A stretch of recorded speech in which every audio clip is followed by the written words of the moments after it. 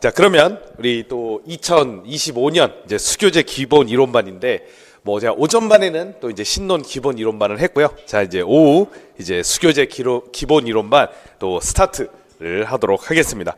자, 먼저 강의 계획서를 잠깐 보시면 뭐 신논 할 때 해서 표시가 좀 돼 있긴 한데, 자, 수교재 중심으로 이제 말씀을 드리도록 하겠습니다.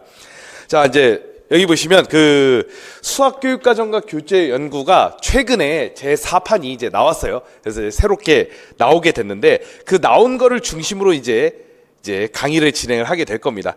혹시 이제 제4판 새롭게 나온 이제 수교재를 갖고 계신 선생님들이 계신지 모르겠는데, 아마 작년에 나왔으니까 이제 많이 갖고 계실 수도 있고, 아니면 제3판을 갖고 계신 선생님들도 계신데, 제 강의는 제4판으로 다 이제 진행이 돼가지고 그렇게 이제 할 예정입니다.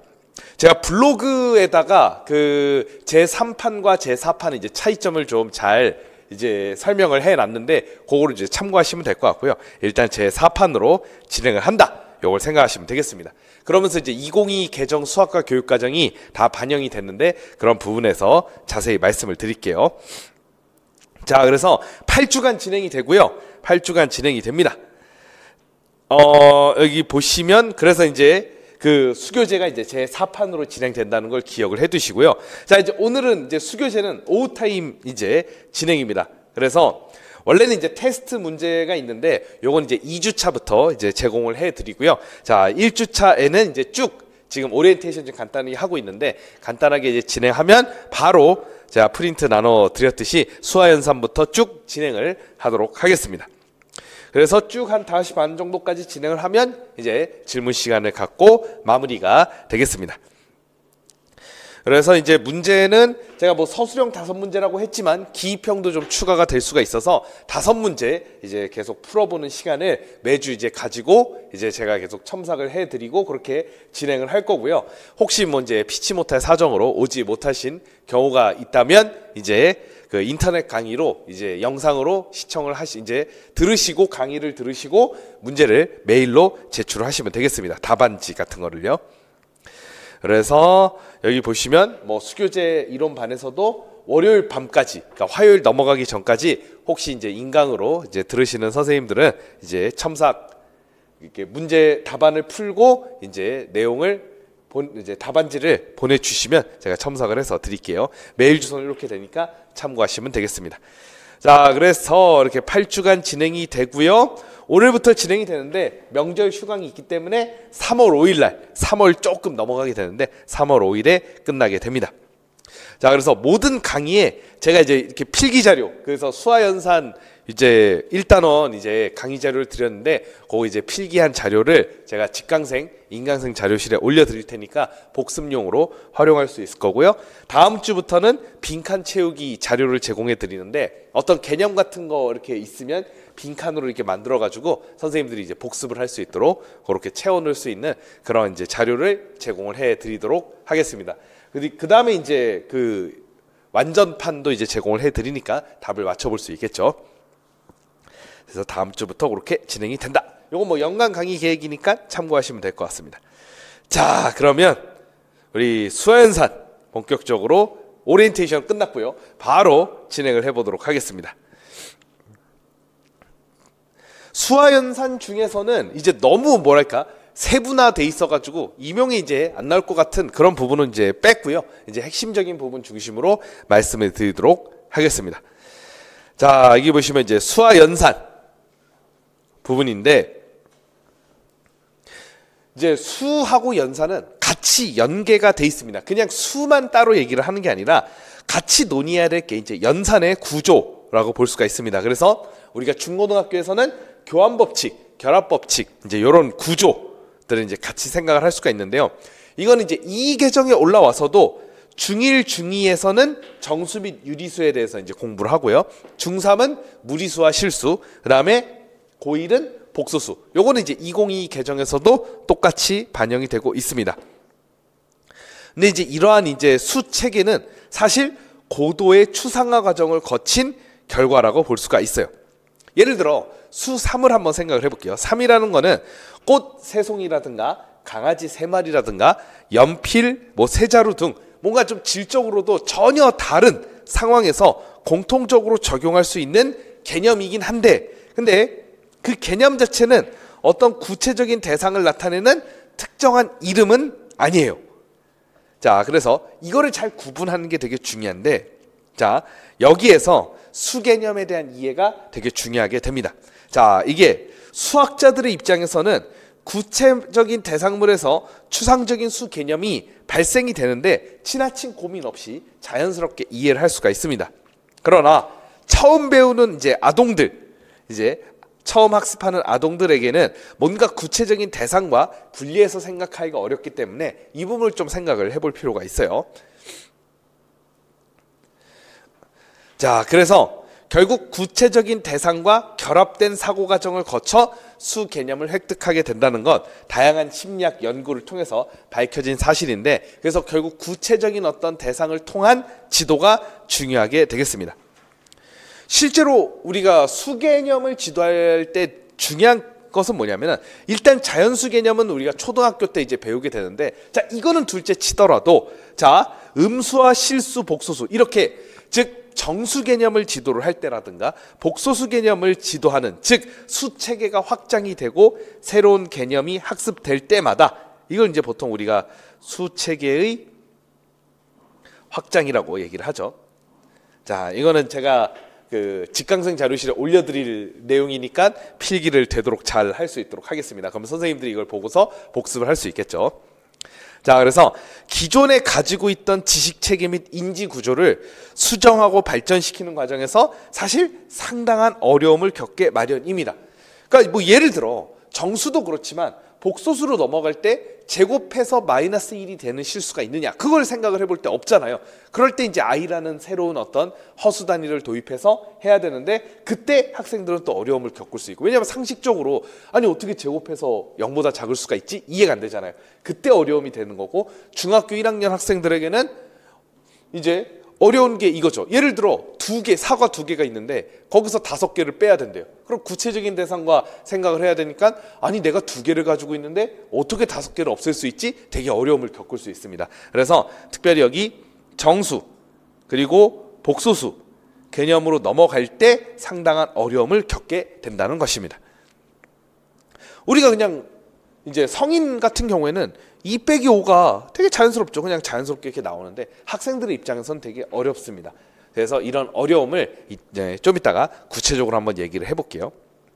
자, 그래서 수 개념이 발생하는 역사적 그리고 심리적 과정을 충분히 이해를 할 필요가 있습니다.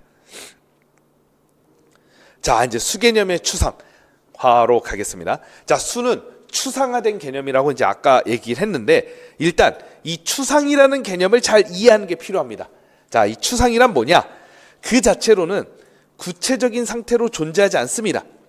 여기서 중요한 게 뭐냐면, 구체적인 대상에서 다른 부분을 생략하고 특정한 부분을 추출함으로써 얻어지는 것이다. 이거 나중에 이제 신논반으로 이제 혹시 들으시면 이제 오스벨, 일단 적어드릴게요. 오스벨이라는 사람이 있는데,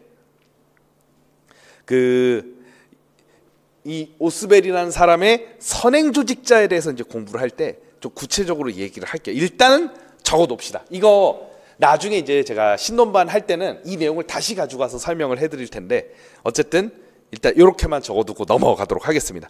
자, 여기서 설명을 하면, 구체적인 대상이 있으면 다른 부분을 생략한다는 건 결국 추상화해야 될 개념을 빼고 나머지 불필요한 것들을 생략한다는 거예요. 그래서 특정한 부분만을 추출을 할 건데, 예를 들어 희다라는 개념을 생각해 봅시다. 여기서 추상이란 어떻게 이루어지냐면은, 이제 흰 우유라는 구체물에서 먼저 생각을 해요. 근데 흰 우유를 생각해 보면 거기에 여러 가지가 있죠. 우유가 뭐 이제 대충 박스 모양으로 이렇게 돼 있다. 200ml는 그렇게 돼 있다. 그리고 뭐 칼슘이 있다. 그리고 뭐 어쨌든 영양소가 있다. 이런 것 중에서 다른 거를 다 배제합니다. 배제하고 희다라는 속성 이외에 다 배제하고 추출할 때 희다라는 거를 추상을 해내는 거예요. 아까 수 개념에서 3이라는 거를 한번 생각해 봅시다. 꽃, 새송이. 자, 여기서 꽃, 새송이도 3이라는 3개라는 어떤 개수 제외하고는 꽃의 어떤 성질이나 특징이나 이런 거는 다 배제를 하는 겁니다. 그래서 3이라는 것만 추출해내는 게 바로 추상의 개념이라고 할 수 있어요.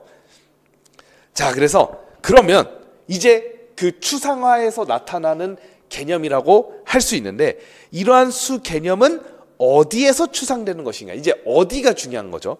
자, 이걸 얘기를 해보려고 그래요. 그래서 6개의 돌멩이를 예로 들어 생각을 해보겠습니다. 3개의 돌멩이와 같은 구체물로부터는 3이라는 개념이 추출되어 나온다는 것이다. 이거는 뭐 그래요. 이해할 수 있을 거예요. 돌멩이가 3개 있으면 그래요. 3개 세면 되는 거니까 그렇게 이해될 수 있을 것인데, 근데 문제는 이 3이라는 개념이 이 돌멩이들의 자체적으로 갖고 있는 속성인 것이냐, 이걸 좀 생각을 해볼 필요가 있어요. 그래서 수 6이라는 개념을 한번 생각을 해봅시다. 6개의 돌멩이로부터 추상되는 것이라고 뭐 그래요. 생각할 수 있을지 몰라요. 이렇게 세도 6개, 2개씩 세 묶음으로 세도 6개, 이렇게 생각을 해볼 수 있습니다. 자, 근데 여기에서 3이라는 개념을 추상을 한다고 한다면 조금 더 생각을 해볼 필요가 있는데, 그림 2는 6개의 돌멩이를 위치만 달리하여 놓은 것이거든요. 이렇게 일부러 임의적으로 이렇게 놓았습니다. 돌멩이라는 대상 자체는 아무런 변화가 없는 상태이지만 놓는 방식을 다르게 함으로써 3이라는 개념도 떠올릴 수 있게 되었어요. 그러니까 세 묶음이라는 개념을 떠올릴 수 있게 된 거죠. 즉 6이라는 개념뿐만 아니라 인간이 이렇게 놓음으로써 세 묶음이라는 개념도 나오게 된 것이에요. 자, 그러면 이런 질문을 해볼 수 있죠. 같은 돌멩이인데 6이라는 속성과 3이라는 속성이 같이 존재하는 것인가? 이렇게 생각할 수 있는데, 그렇게 따지면 예를 들어 세 묶음씩 2개로 세면 2라는 개념도 있는 건데, 결국 이거는 돌멩이 자체의 고유한 속성인 것이냐, 아니면 돌멩이 안에 존재하는 속성이 아니라면 돌과 무관하게 사람의 머릿속으로 만들어진 것은 아닌가, 이렇게 이제 생각을 해볼 수 있습니다. 즉 역사적으로도 수 개념이 과연 어디에서 추상되는 것인가에 대한 견해의 차이가 있었습니다.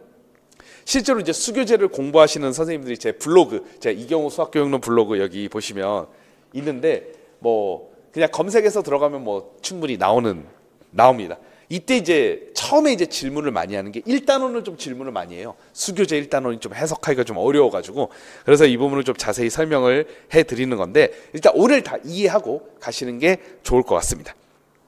자, 여기 보시면 수개념의 추상에 대한 관점 및 지도 방법을 보면 2가지가 있어요. 그러니까 어디에서 추상되느냐, 경험론의 방법이 있고 관념론의 방법이 있어요.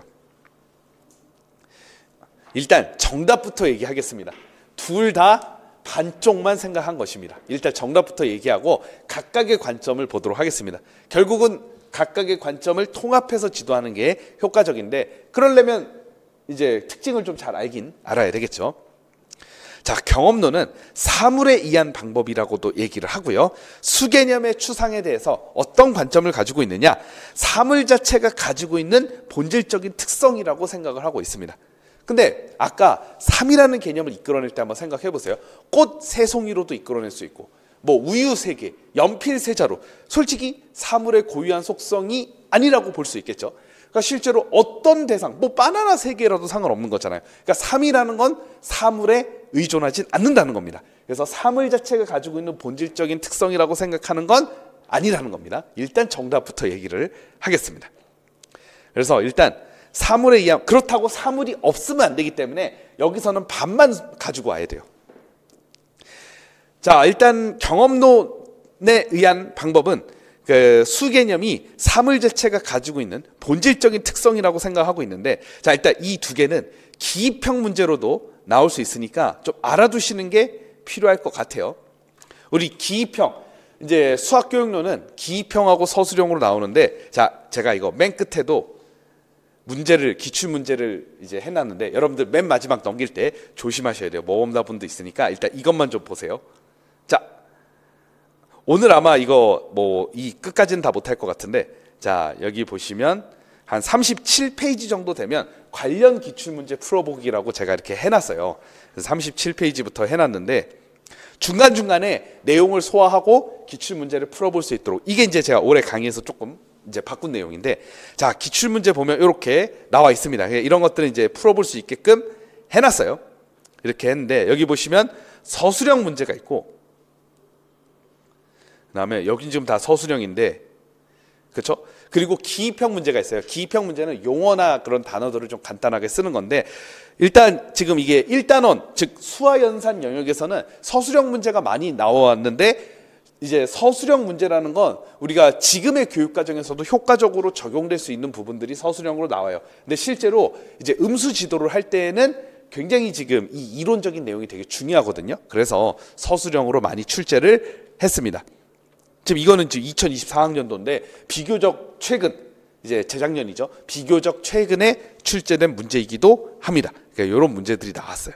그래서 이렇게 나오고, 요거 다음은 넘기지 않겠습니다. 왜냐하면 이렇게 되고 딱 여기까지 40페이지부터 모범 답안이 있어요. 그래서 모범 답안을 보시지 마시고 기출 문제를 풀어보라고 딱 하는 부분이 나오면 그때 풀어보시면 되는데, 이렇게 서술형 문제는 이렇게 이제 서술을 몇 줄 정도 서술을 하는 겁니다. 그래서 이제 해보시면 좋을 것 같고요.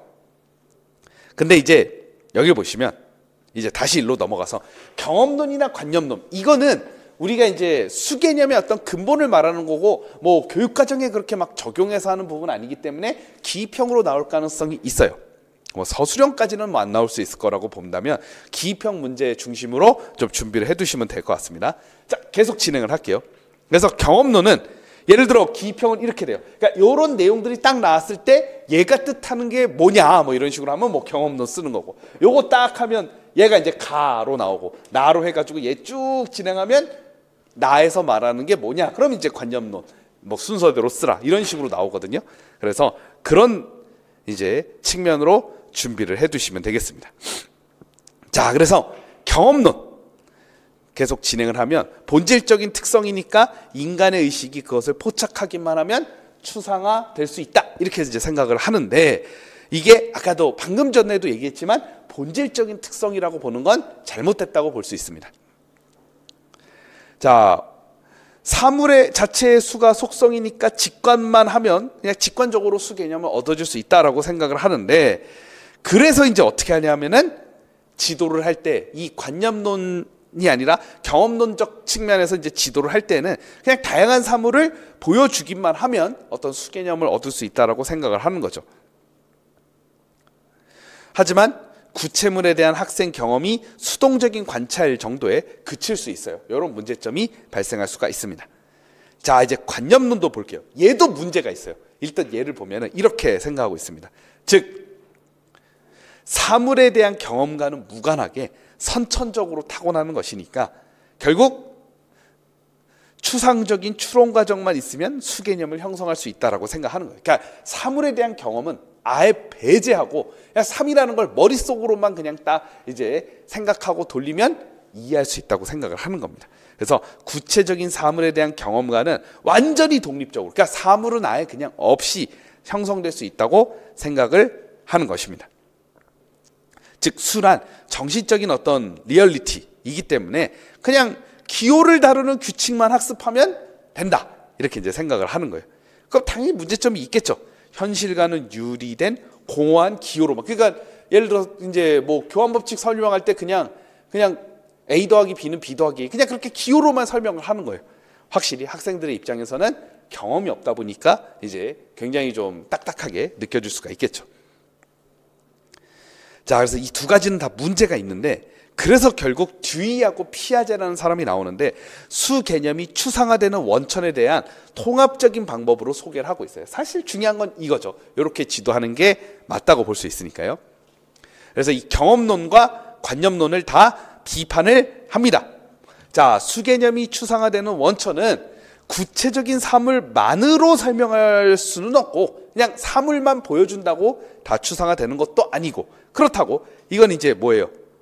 경험론 비판. 또한 경험과 무관한 인간의 정신 활동만으로도 설명할 수 없다. 얘는 관념론 비판. 이렇게 볼 수 있겠죠. 그래서 듀이와 피아제의 아이디어, 이 두 사람이 이제 동일한 생각을 가지고 있었는데 이렇게 봤습니다. 사물 자체로 보는 것도 아니고요. 인간의 정신만으로 보는 것도 아니고 요건 중요하겠죠. 사물에 대한 인간의 활동으로 보았습니다. 아까 6개의 돌멩이를 가지고 3이라는 거를 추상해낸 거를 생각해 봅시다. 그냥 이거 6개 돌멩이 그냥 딱 던져놨어요. 이런다고 3이라는 개념이 나오는 게 아닙니다. 자, 이걸 어떻게 해요? 2개씩 세 묶음으로 묶었을 때 이렇게 인간의 활동이 들어가야 이걸 가지고 3이라는 걸 추상해낼 수 있겠죠. 그렇다고 사물 없이 머릿속으로만 하는 거는 아동이 수개념을 추상하는 데 있어서 부족하다고 볼 수 있습니다. 그래서 사물에 대한 인간의 활동, 이게 이제 중요하다고 볼 수가 있어요.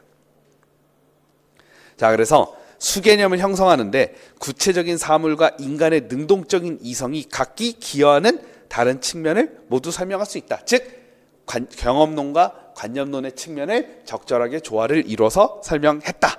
이렇게 볼 수 있습니다.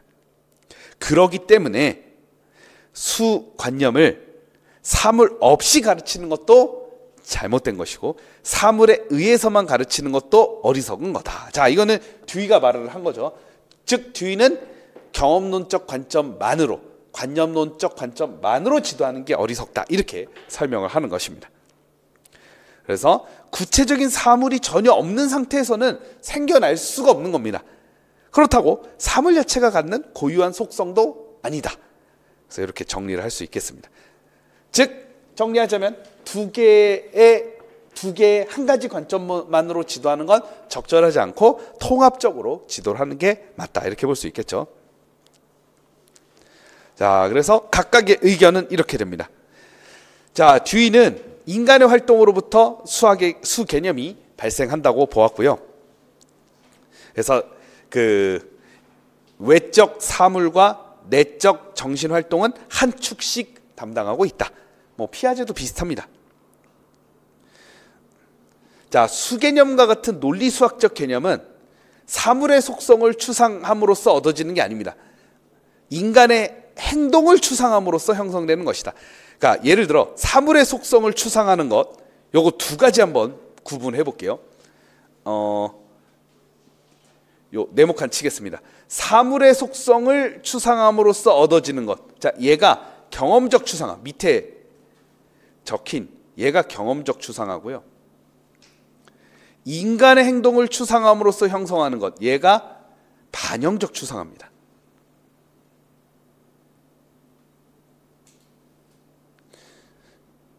자, 반영적 추상화의 좀 더 구체적인 내용은 이제 신론의 그 피아제의 이제 인지심리학에 이제 좀 더 자세히 나오겠지만 여기서도 어느 정도 설명이 돼 있습니다. 그래서 경험적 추상화, 반영적 추상화로 이제 구별을 할 건데 경험적 추상화는 이겁니다. 얘는 이제 아까 얘기했듯이 사물의 고유한 속성을 추상을 하는 게 경험적 추상화인데 이거예요. 그러니까 물체를 들었을 때 무겁다. 사과는 뭐 빨갛다. 그러니까 이거는 진짜 그 사과 고유의 속성이라고 볼 수 있어요. 뭐 바나나는 노랗다. 이런 건 이제 고유한 속성이라고 볼 수 있는데 그런 걸 추상해내는 게 경험적 추상화라고 할 수 있습니다. 그래서 사물을 눈으로 보거나 손으로 들어보는 것을 통해서 그냥 자체 속성을 추상해내는 건데 이제 아까 얘기했듯이 수개념은 사물 자체의 고유한 속성은 아니라는 것입니다. 자, 그래서 눈으로 보아서 뭐 색깔을 추상하는 경우 추상되는 지식이 변화될 수 있겠죠. 당연히 사과가 뭐 어떨 때는 뭐 빨간 그냥 밝은 빨간색일 수도 있지만 뭐 어두울 때는 약간 짙은 빨간색일 수도 있죠.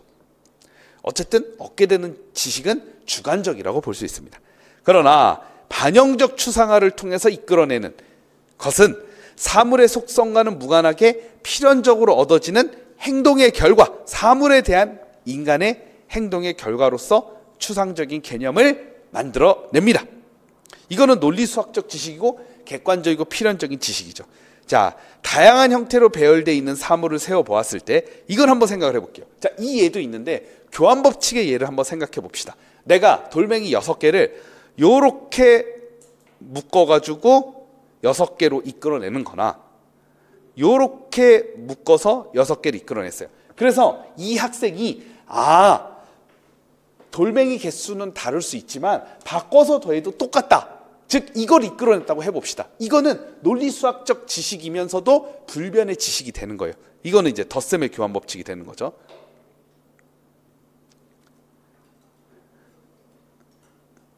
얘는 우리가 이제 사과는 밝은 빨간색이다, 짙은 빨간색이다 이렇게 주관적으로 바뀌는 게 아니라 얘는 덧셈의 교환 법칙이라는 건 논리수학적 지식이며 딱 명확하게 이제 불변의 지식이 되는 겁니다. 자, 여기서 차이가 있는 거예요. 그래서 인간의 행동으로부터 추상해낸 지식은 한마디로 온전한 지식이 되는 것입니다.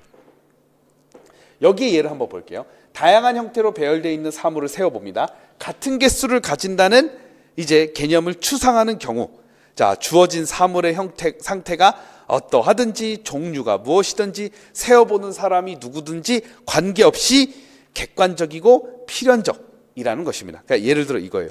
다양한 형태로 배열되어 있는 거니까 얘는 이렇게 원모양으로 배열되어 있는 거라고 생각을 해봅시다. 자, 얘는 시계 반대 방향으로 세나 시계 방향으로 세나 어때요? 똑같은 개수겠죠. 이걸 통해서 원소의 개수가 일정하다는 걸 이끌어낸다면 어떻게 세든 상관없이, 아니면 그냥 하나씩 띄어서 세든 어쨌든 상관없이, 여기에 바나나가 있던 사과가 있던 우유가 있던 상관없이 원소의 개수라는 것은 일정하구나, 이걸 이끌어내면 이게 바로 논리수학적 개념 지식이며 불변의 객관적이고 필연적인 지식이라고 할 수가 있는 거죠. 결국 우리는 수학적 지식이 바로 이러한 지식이라는 것입니다. 그래서 이제 사물의 속성과는 무관하게, 하지만 사물을 활용해서 인간의 행동을 통해서 이끌어내는 거죠. 자, 여기 보시면 둘 다 행동이 관여가 돼 있습니다. 즉 4개와 2개, 2개와 4개 이렇게 바꿔서 세는 것 또한 인간의 행동이며, 세는 방식을 다르게 하는 것도 인간의 행동이 들어있는 것입니다. 자, 그래서 이제 우리가 수개념의 추상, 수학적 지식의 추상이라는 건 사물에 대한 인간의 행동을 통해서 추상해내는 것이라고 볼 수 있어요. 자, 그럼 반영적 추상화의 용어의 이해를 보도록 하겠습니다. 여러분들이 혹시 교육학을 좀 들었으면 반성적 추상화라는 말을 들어보셨을 거라고 생각하는데, 수학교육론에서는 반영적 추상화라고 얘기를 합니다. 자, 그래서 보통 이제 반성이라고 표현되거든요. 리플렉션이라는 단어인데, 사실 수학교육론에서는 반사라는 맥락이 추가가 되어 있습니다. 그래서 반사와 반성의 메커니즘이 모두 포함되어 있는데, 그래서 반성적 추상화라고 번역하지 않고 특별히 수학에서는 이 반사가 되게 중요하거든요. 그래서 반사와 반성을 반영하고 이제 그 두 개를 다 포함하기 때문에 반영적 추상화라고 해석하며 그렇게 불리우고 있습니다. 이 반사와 반성에 대한 구체적인 내용은 신론에서 나오니까 그때 자세히 할 텐데, 어쨌든 여러분들이 수학교육론에서 이 피아제의 반영적 추상화를 서술한다 그러면 반성적 추상화가 아니라 반영적 추상화로 서술을 해야지 정답으로 인정받습니다. 이거를 좀 기억을 해두시면 좋겠네요. 자, 이제 피아제의 반영적 추상화 얘기를 했으니까 이제 듀이의 수개념의 원천에 대해서 얘기를 해보도록 하겠습니다.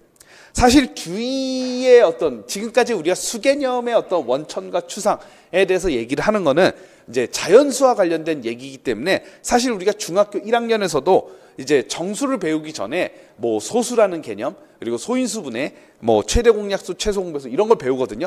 사실 그 부분을 제외하고는 이제 나오기가 어려운 부분이기 때문에 사실 그 부분 때문에 여기를 하는 거라고 볼 수 있어요. 그래서 그 부분이 아니라면 우리가 이제 중1 보면은 이렇게 이제 돼 있으면 한 요 정도가 수화연산이라고 하면 여기가 수와 연산 이 부분이라고, 이 부분이 이제 소수, 합성수, 소인수분해 이런 것들을 배워요. 그 다음에 이제 소인수분해하고 최대, 최소, 최대 공약수, 최소 공배수 이런 걸 배운단 말이고, 여기서부터는 이제 정수. 그러니까 사실 지금 우리 수개념의 추상은 극히 작은 일부분, 우리가 임용시험의 범위는 이제 중1부터 고등학교까지잖아요. 그러니까 진짜 극히 일부분 때문에 배우는 건데, 우리가 이제 최근 기출에서도 정말 안 나올 법한 부분에서 또 나왔기 때문에 어쨌든 준비는 해두는 게 좋을 것 같고, 일단 여기 부분은 이제 서술형으로도 생각을 해볼 법하지만 기입형도 이제 나올 수 있다라고 생각하고 공부를 해두시면 좋겠습니다. 자, 주의. 아까 이제 피아제의 관점을 충분히 반영적 추상화로 얘기를 했으니까 주의의 관점을 좀 얘기를 해볼게요. 측정 활동으로 이제 뒤에 수개념은 좀 설명을 할 수가 있는데요. 수개념이 사물 자체의 고유한 속성이 아니라 사물을 다루는 인간의 능동적인 활동의 산물이라고 듀이하고 피아제는 공통적으로 얘기를 하고 있죠. 자, 그러면 이러한 활동은 도대체 어떤 활동이며 그것을 촉발시키고 지속적으로 발달시키는 그런 원천은 뭔가, 이런 걸 이제 생각을 해볼 필요가 있는데, 그래서 듀이는 측정 활동에 의해서 수개념이 생겨난다라고 하고 있어요. 혹시 여기에 괄호치고 나오면 측정 활동이라고 쓸 수는 있어야 되겠죠. 자, 기입형 대비 이렇게 하겠습니다. 아니면 아까 뭐 반영적 추상, 반영적 추상화는 약간 쓰라고 나온 적이 있으니까 그거는 조금 뭐 뒤로 넘기고, 안 나온다는 건 아니고 반영적 추상화는 워낙 중요한 개념이니까 측정 활동이 추가적으로 또 나올 수도 있으니까 생각해 두시면 도움이 되겠습니다. 이 측정 활동은 한계 상황의 인식으로부터 비롯된다고 말을 하고 있습니다. 그래서 막대기를 가지고 놀다가 화살을 만들겠다는 목적이 생기는 경우, 예를 들어 이런 걸 생각을 해볼게요. 자, 원시시대 같은 느낌인데, 자, 여기서 이런 뾰족한 화살을 만들어내려 그래요. 그럼 얘를 이제 쳐내야 되잖아요. 그림이 좀 정확하지 않지만 어쨌든 쳐내야 되니까, 그러려면 여기서부터 여기까지 길이를 알아야 되잖아요. 그러면 이런 측정을 하기 위해서 우리는 수개념이 필요하다, 이렇게 얘기를 할 수 있습니다.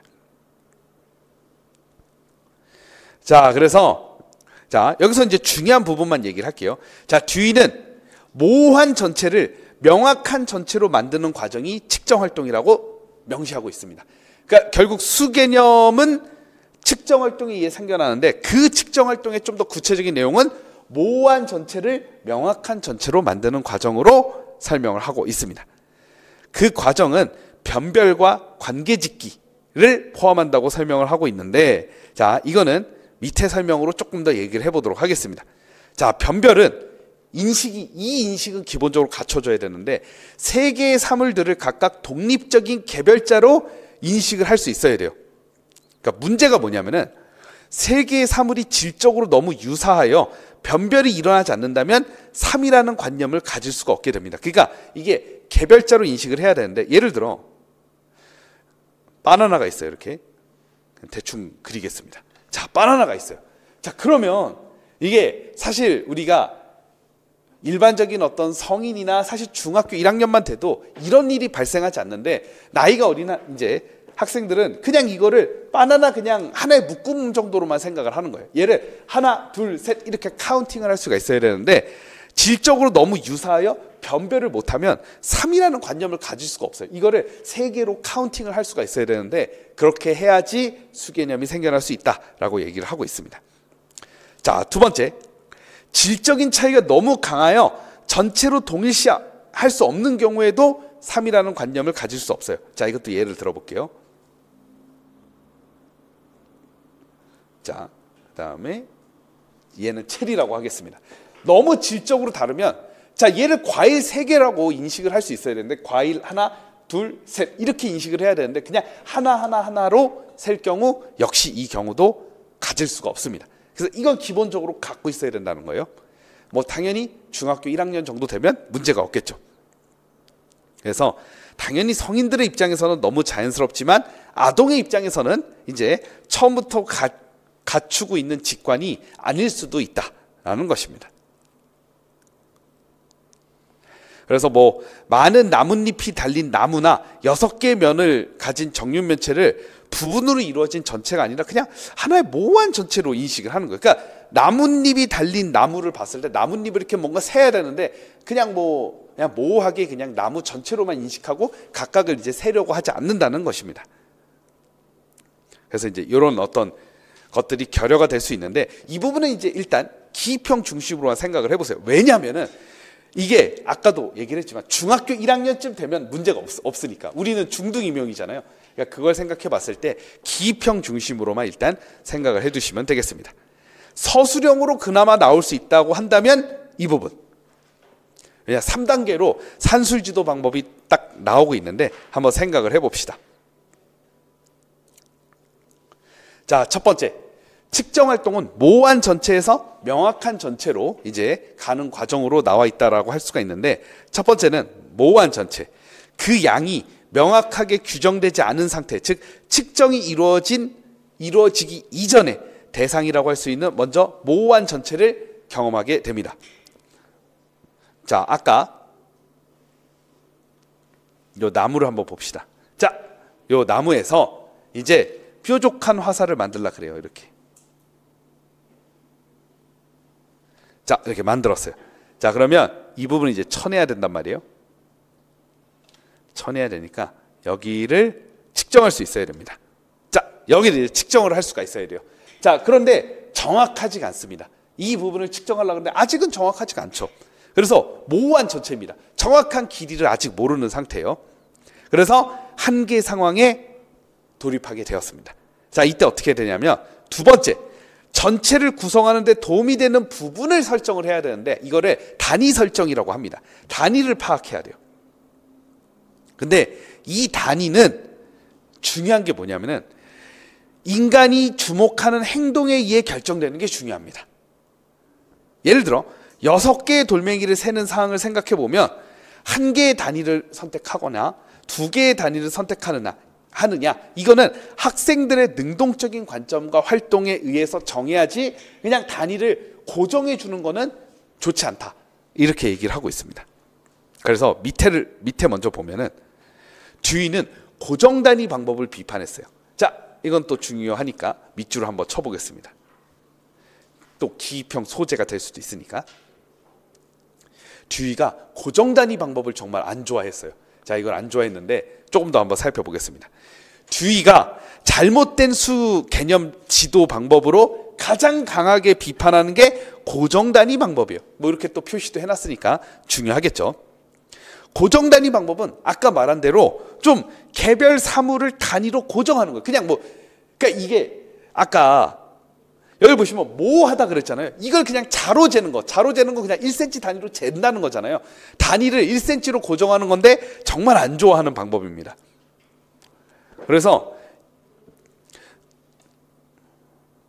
이 부분을 안 좋아했어요. 그러니까 단위를 고정하는 게 안 좋아했고, 이 부분은 이제 좀 더 상세한 설명인데 이 부분까지는 뭐 임용 시험엔 안 나올 것 같고, 단위를 이렇게 고정해서 측정하는 걸 안 좋아했다. 이걸 이제 생각을 하시면 될 것 같아요.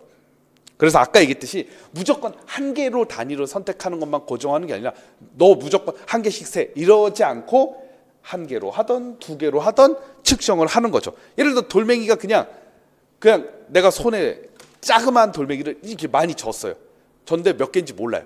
그러면은 몇 개인지 모르는데 이걸 무조건 한 개씩 세는 게 아니라 내가 4개씩 묶음으로 셌더니, 예를 들어 4개씩 묶음으로 셌더니 9개, 3개씩 묶음으로 셌더니 12개. 그러면서 이제 36개라는 걸 파악을 하는 겁니다.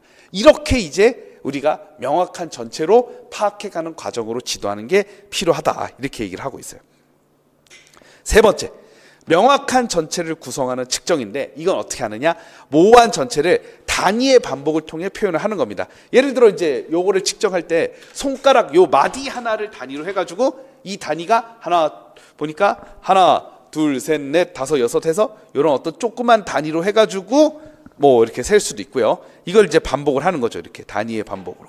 그래서 점점점점 해가지고 셀 수도 있고, 아니면 나는 이제 손 한 뼘으로 단위를 하겠다. 그러면 좀 크게 재겠죠. 이렇게 잴 수도 있어요. 어쨌든 명확한 전체는 내가 설정한 단위의 반복으로 나타내는 것이다. 1m 단위를 3번 반복해서 전체량을 얻는 것도 해당하는 것이고요. 아니면 1.5m 단위로 2번 반복할 수도 있습니다. 그러니까 이렇게 모호한 전체를 명확하게 파악하는 과정으로 수 개념을 지도해라, 그런 것입니다.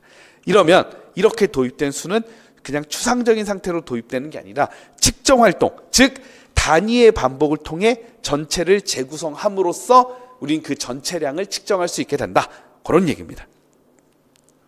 그래서 서술할 땐 이 3가지 포인트로 두시면 돼요. 첫 번째, 그 양이 명확하게 규정되지 않은 상태의 모호한 전체를 경험하게 하고요. 그게 본문 지문에서 어떻게 나와 있는가, 이거를 여러분들이 골라서 서술하시면 돼요. 두 번째, 측정을 위한 단위를 파악하게 되겠죠. 세 번째, 모호한 전체를 단위의 반복을 통해 표현함으로써 명확한 전체로 나타내는 것이다. 이 세 가지 단계를 통해서 우리가 명확한 전체로 파악하게 되는 것입니다. 이게 측정 활동. 그래서 이거는 이제 제가 수교재는 없는데 제가 몇 가지 예를 이제 말씀드리고자 합니다. 펜의 길이를 잴 때 1cm 단위로 고정, 즉 자로 측정하는 거는 이 펜의 길이를 잴라 그래요. 근데 자로 재는 거는 결국 이거는 그냥 재는 활동만 한 거지 수 개념을 형성한 게 아니에요. 그래서 뭐 펜의 길이를 손가락 마디나 가로의 길이로 측정해 보려고 하는 거, 뭐 이런 것들이 측정 활동으로서 의미가 있다고 볼 수가 있습니다. 구슬을 세는 것도 마찬가지죠. 아까 6개의 돌멩이를 예로 들었는데 뭐 2개씩 세 묶음, 3개씩 2묶음, 이렇게 6이라는 전체량을 파악하게 하는 방법이죠. 세 번째는 이제 제가 실제 경험담인데 얘기를 해보도록 하겠습니다. 그 축구장 가면은 축구장에 간 적이 있어요. 그래서 그 페널티킥이라는 게 뭐 뭔지 잘 모르실 수도 있는데 어쨌든 대충 이제 이 골대가 이렇게 있으면은 어쨌든 좀 여기 좀 골대 가까이서 반칙하면 좀 골 넣을 수 있는 기회는 좀 아쉽잖아요. 그래서 약간 독립적인 기회를 주는 거예요. 그러려면은 그렇다고 너무 가까이서 이제 차면은 무조건 들어가니까 적당하게 이제 떨어져야 되는데 일단 이제 대략 12야드 떨어져야 된다라고 축구 홈페이지인가 거기에 나와 있단 말이에요. 근데 이제 보통 이제 이런 떨어져 있는 거리를 측정할 때 거기 뭐 자를 갖고 있는 것도 아니고 뭘 갖고 있는 것도 아니잖아요. 그러니까 이제 여기서부터 여기까지 떨어진 거리를 어떻게 측정을 했냐면은 이렇게 측정을 했어요. 그래서 작은 발로 이렇게 걸어서 22발로 가서 측정을 하거나 아니면 큰 발로 해가지고 11발로 측정을 한 적이 있습니다. 자, 그래서 평범한 걸음을 하나로 단위로 해서 22발자국을 거리로 측정할 때도 있었고요. 이건 뭐 실제로 제가 축구할 때 한 것입니다.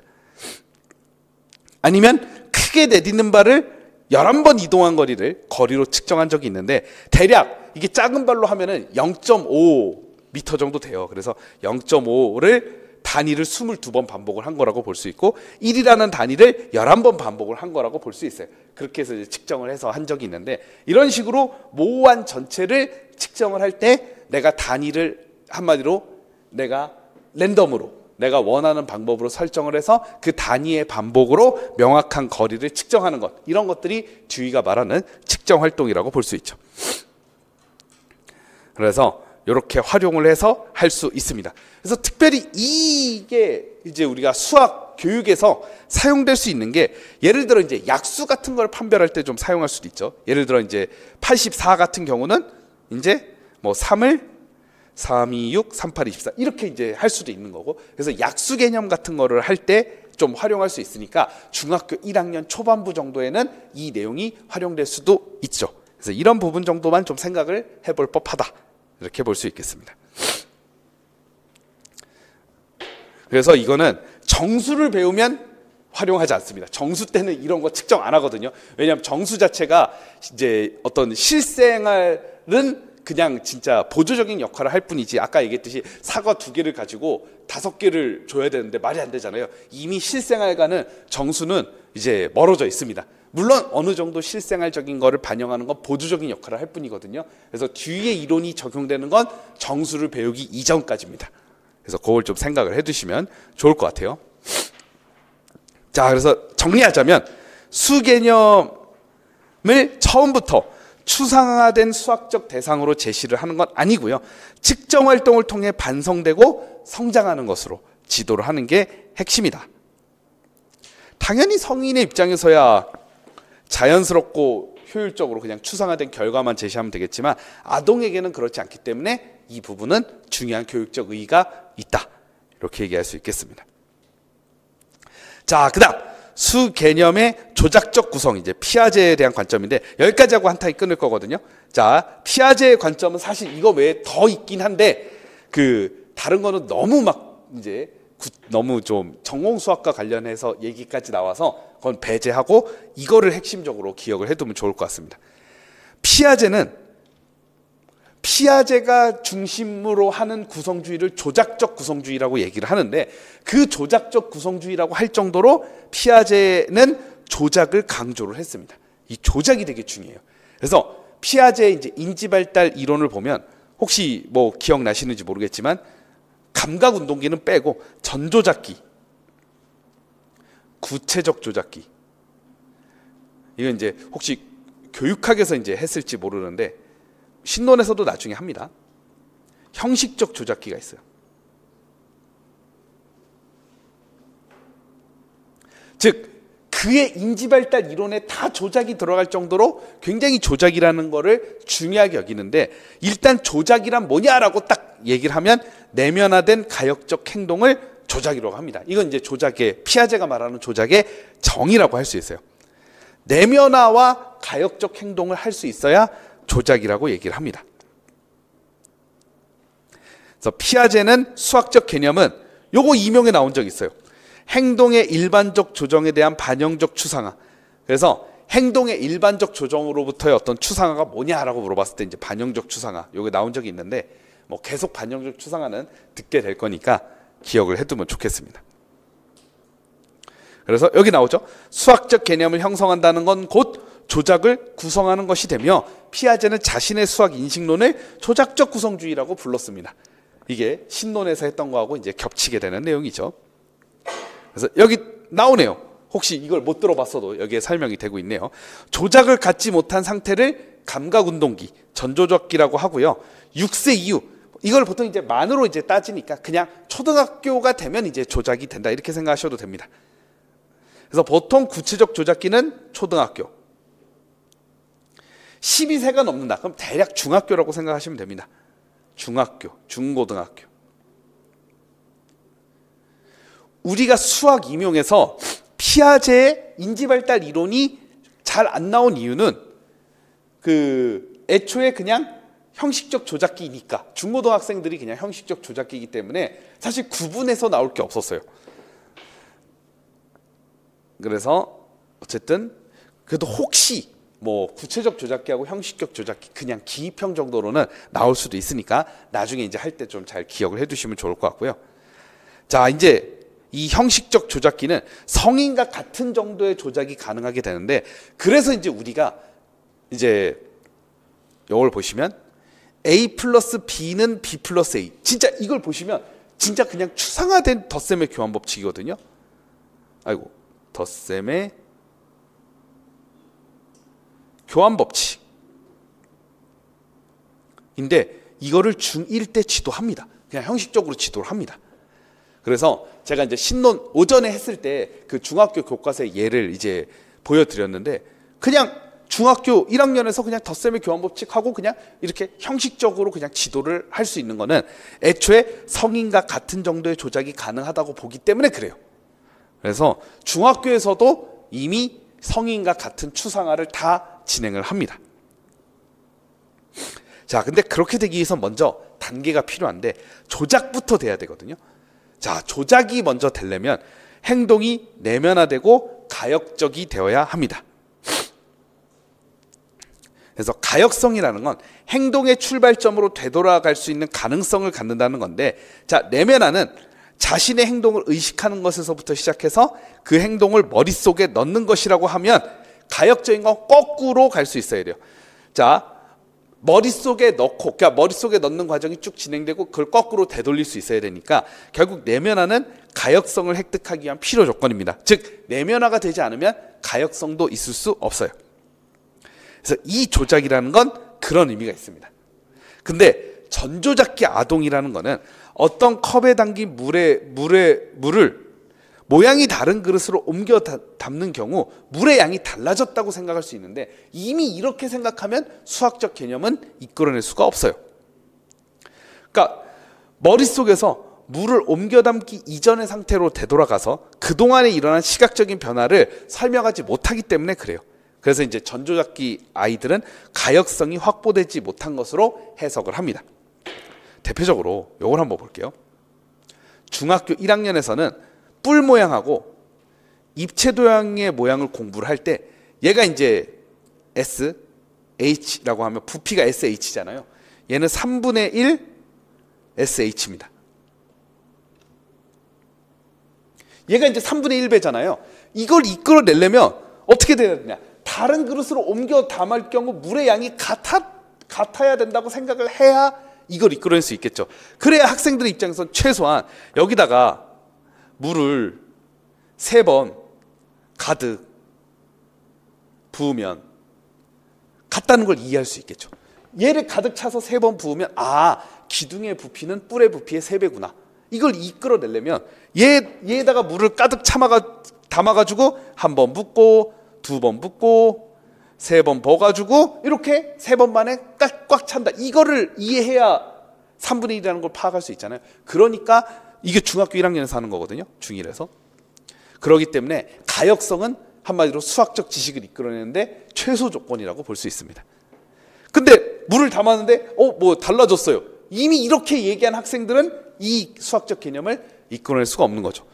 우리가 고등학교에 가면은 구분구적법이나 적분을 이용해가지고 3분의 1이라는 걸 증명하겠지만 중학교 1학년 때 그걸 어떻게 해요? 물 부어서 알아내는 것밖에 못하죠. 근데 물의 양이 달라졌다고 느끼면 애초에 이거 못한다는 겁니다. 자, 내면화와 가역성을 하나 더 얘기를 해볼게요. 자, 아까 이렇게 했어요. 자, 덧셈의 교환 법칙을 할 때, 자, 이걸 이끌어냈습니다. 근데 이 행동을 되돌아가지 못하고 까먹었어요. 이러면 교환 법칙을 이끌어내지 못한다는 겁니다. 자, 2가지 행동을 통해서 이렇게 함으로써 수학적 개념이 뭐예요? 덧셈의 교환 법칙이죠. 자, 이렇게 내면화를 하는 겁니다. 내면화는 내가 행동하는 거예요. 4개 흩뿌리고 2개 흩뿌렸는데 6개가 되더라. 2개 흩뿌렸고 4개 흩뿌렸는데 6개가 됐더라.